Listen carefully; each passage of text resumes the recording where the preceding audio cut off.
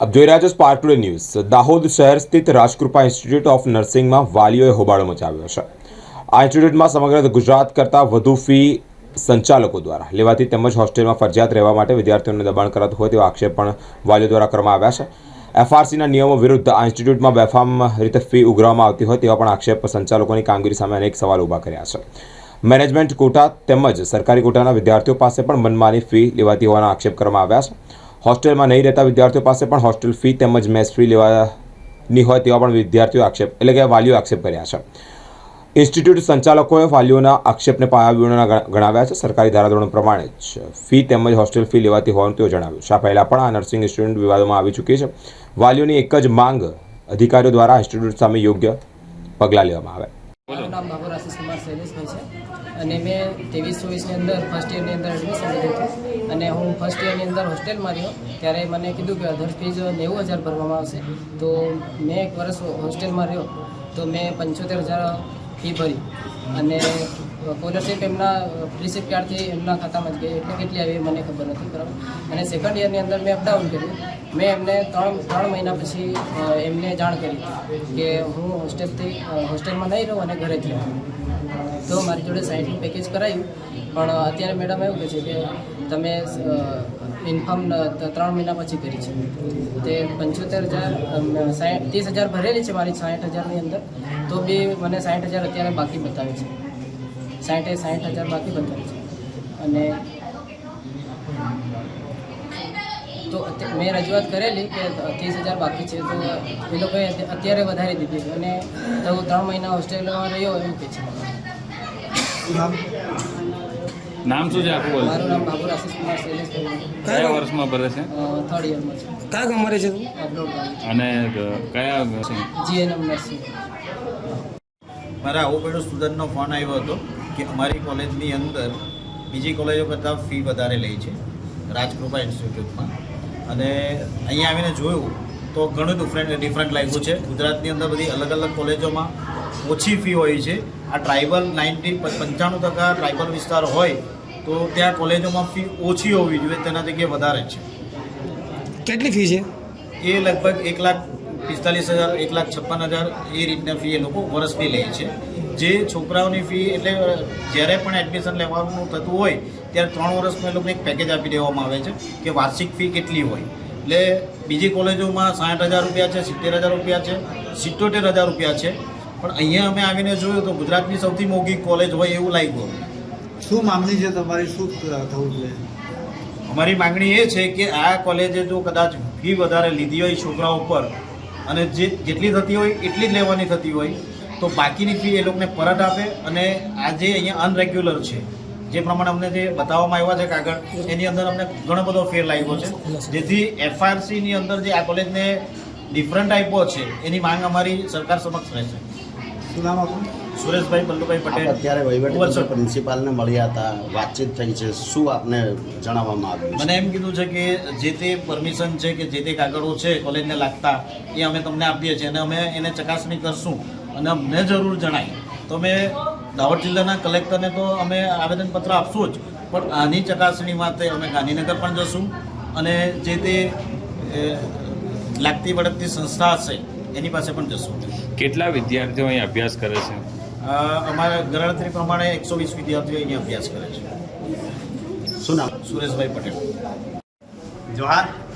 આજે અમે Rajkrupa institute of college નર્સિંગની મુલાકાત લીધી। ત્યાંનો મેજર પ્રશ્ન એ હતો કે વિદ્યાર્થીઓ જોડે ફી માળખું વધારે લેવામાં આવે છે એફઆરસી કરતાં। અને બીજી વાત કે જે સ્ટુડન્ટો સ્થાનિક હોય, નજીકના હોય, એમને પણ હોસ્ટેલમાં રહેવા માટે ફોર્સ કરવામાં આવે છે।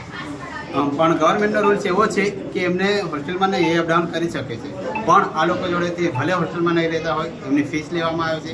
પ્લસ બીજું સ્ટેશનરી ચાર્જ એટલે કે એક્સ્ટ્રા ચાર્જ આ લોકો જોડેથી 15,000 લેવામાં આવે છે। એની જગ્યાએ અમે ગણતરી એની જગ્યાએ વિદ્યાર્થીઓ જોડેથી 15,000 રૂપિયા વસૂલે છે। એવી અનેક બીજા પણ ઘણા પ્રશ્ન છે। અમે એ લોકો જોડેથી એક બીજું લિસ્ટ માંગ્યું કે મેનેજમેન્ટ કોટા અને ગવર્મેન્ટ કોટામાં જે પણ સ્ટુડન્ટો છે એનું લિસ્ટ આપવામાં આવે। એ બંને સ્ટુડન્ટો વચ્ચે મેનેજમેન્ટ અને ગવર્મેન્ટ કોટા વચ્ચેનો પણ ડિફરન્ટ મેજર છે, પણ એ લોકો જોડેથી પણ ફીસ ગવર્મેન્ટ કોટાવાળા છોકરાઓ જોડેથી પણ વધારે ફીસ લેવામાં આવે છે। બીજું હોસ્ટેલ કમ્પલસરી નથી, પણ એમને કમ્પલસરી કરીને એમની જોડેથી ફીસ લેવામાં આવે છે. બીજા પણ અનેક નાના મોટા પ્રશ્ન ઘણા બધા છે. જોહાર, રાકેશ પરમાર, સામાજિક કાર્યકર. આગળ શું અહીંયા આપણે આજે રજૂઆત કરી અનેક વિદ્યાર્થીઓના પ્રશ્નો છે, આગળ આપના દ્વારા શું કાર્યક્રમ કરવામાં આવશે? આગળ જો આ લોકો ખોટા ઠરે તો અમે એમના પર કાયદેસરની કાર્યવાહી કરાવીશું અને છોકરાઓને ન્યાય અપાવીને જઈશું. હાલ મેનેજમેન્ટ દ્વારા શું બાહેધરી આપણે આપવામાં આવી છે? મેનેજમેન્ટ દ્વારા બાહેધરી તો હાલ આપવામાં આવી નથી, પણ એ લોકો જોડે અમુક અમે મુદ્દા માંગ્યા છે. થોડા ટાઈમમાં એ લોકો પેપરમાં આપશે એટલે અમે આપને જણાવીશું. આપનું નામ? રાકેશ પરમાર, સામાજિક કાર્યકર. રજૂઆતમાં એવું છે કે એ લોકોનું જે એડમિશન હોય એ પ્રમાણે એ લોકોને ફી પે કરવાની હોય.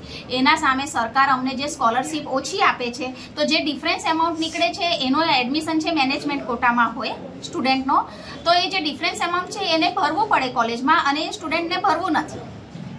મેનેજમેન્ટ કોટાનો મતલબ શું થાય છે? એને એડમિશન કમિટીમાંથી ના મળે એના પછી અમને સત્તા મળે કે કોલેજ ભરી શકે સીટ. એના માટે અમે ડોનેશન કે એવું નથી લેતા, પરંતુ જે અમારી એફઆરસી પ્રમાણે જે મંજૂર થયેલી ફીસ હોય એ એને મંજૂર એ ફીસ ભરવી પડે.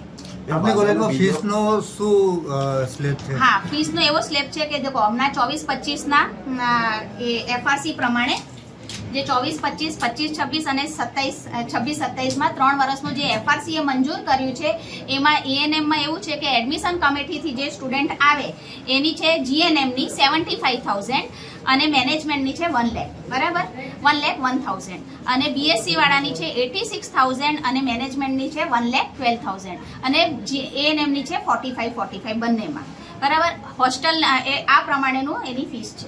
મેમ, બીજી એક સીધો આક્ષેપ છે વાલીઓને કે હોસ્ટેલ માટે ફોર્સ કરવામાં આવે છે. હોસ્ટેલ માટે એટલા માટે ફોર્સ કરવામાં આવે છે કે અમારે જે નર્સિંગમાં અલગ અલગ જગ્યાએ આ લોકોને ડ્યુટી પર જવાનું હોય, સ્ટુડન્ટ્સની બિલકુલ રેગ્યુલેટરી રહેતી નથી, એટલે અમે એ લોકોને કહી છે એના કરતાં બેટર તમે હોસ્ટેલમાં રહો. નાઇટ શિફ્ટ આવે એ બધું એ લોકોને કરવું નથી, અટેન્ડન્સ પૂરી કરવી નથી, એક્ઝામમાં નપાસ થાય છે. અમે એ લોકોને એના ફેવર માટે જ કહીએ છીએ કે તમે હોસ્ટેલમાં રહીને ભણો. હોસ્ટેલની કઈ રીતની ફી હોય છે? હોસ્ટેલની અમારી 30,000, હોસ્ટેલની મેસની 30,000 વર્ષની? હા, વાર્ષિક. એટલે વિદ્યાર્થીઓને કમ્પલસરી હોસ્ટેલમાં રહેવા માટે અમે એ લોકોને કહીએ છીએ, બરાબર. કેટલા વિદ્યાર્થીઓ હોસ્ટેલમાં રહે છે અને હાલ કેટલા અહીં અપડાઉન 125 સ્ટુડન્ટ મારા હોસ્ટેલમાં છે. અપડાઉન કેટલા કરે છે? હે, બીજા અપડાઉન કરે છે 70. કેટલા? 70 સ્ટુડન્ટ હોસ્ટેલમાં નથી રહેતા એ લોકોની તમે અટેન્ડન્સ જુઓ, પ્લસ એ લોકોના રિઝલ્ટ જો, એ બધા પર ઇફેક્ટ કરે છે. જે આપના તરફથી ફી લીધા બાદ એક્સ્ટ્રા કોઈ ફી લેવામાં આવે છે ના એવું ના, પણ કોઈ રજૂઆત જાતની છે ફીસ નથી લેવામાં કે આવતી. અલગથી જે કાર્યક્રમો અથવા તો જે હવે કીટ આપવામાં આવે છે એની પણ કાર્યક્રમની રજૂઆત? ફીસ લઈએ છીએ એ એમનામાં જ યુઝ કરીએ છીએ ને. વિવિધ કાર્યક્રમ કરવા હોય, જેમ કે સ્પોર્ટ્સ ડે કરવાનું હોય, કલ્ચરલ એક્ટિવિટી, વેલકમ ફેર, એ સ્ટુડન્ટ વેલફેર માટે જ યુઝ કરીએ છીએ અમે. કોઈ અહીંયા કોલેજ માટે નથી લેતા એ ફીસ. મેં બીજો આક્ષેપ એવો છે કે સમગ્ર ગુજરાતમાં સૌથી વધારે ફી આપણે અહીંયા લેવામાં આવે છે. હા, તો હવે એમાં ધારાધોરણ પ્રમાણેની જ છે બિલકુલ. કે ગુજરાતમાં સૌથી એફઆરસી નો વધારે ફી સિક્કો આપણે અહીંયાથી જ લેવામાં આવતી હોય છે. એફઆરસી નો સિક્કો મારેલો છે, ચાર્ટર્ડ એકાઉન્ટન્ટનો સીલ વાળો છે. હવે આમાં તો મારે એઝ એ પ્રિન્સિપલ આ જ લેવી પડે, મારે આનો વિરોધ તો ના જ કરાય. જે મંજૂર થઈને આવી હોય એ જ ફીસ લેવી પડે. ઓકે, આપનું નામ? હા, સોનિયા બેરી. કયા હોદ્દા પર છે? હા, પ્રિન્સિપલ.